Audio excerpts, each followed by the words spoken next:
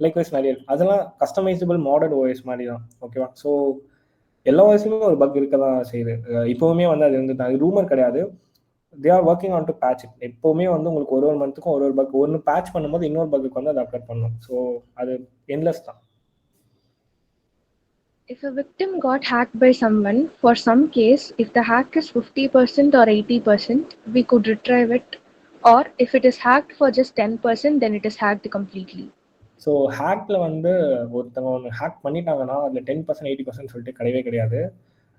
Once அது ஹேக்னு எப்போ சொல்கிறாங்கன்னா கம்ப்ளீட்டாக அது ஆக்சஸ் கெயின் பண்ணதுக்கப்புறம் தான். ஸோ அதுக்கு முன்னாடி இருக்கிறது ஹேக் கிடையாது. ஸோ ஒன்ஸ் அது ஹேக் ஆயிடுச்சுன்னா ரிட்ரீவ் பண்ணுற கான்செப்ட் இப்போ நீங்கள் கேட்கறது வந்து அது சோஷியல் மீடியாவை நான் கன்சிடர் பண்ணிக்கிறேன். சோஷியல் மீடியாவாக இருக்கிறப்போ டெஃபினட்டாக நீங்கள் வந்து ஒரு கிரிவன்ஸ் போர்ட்டலோ இல்லை வந்து ஹெல்ப் சப்போர்ட்டில் தான் நீங்கள் வந்து கேட்டாகணும். No one can going to help you. Like சில பேர் ஹேக் பண்ணி எனக்கு அகைன் ரிட்ரீவ் பண்ணி கொடுங்கன்னு சொல்லுவாங்க. அது பாசிபிள் கிடையாது.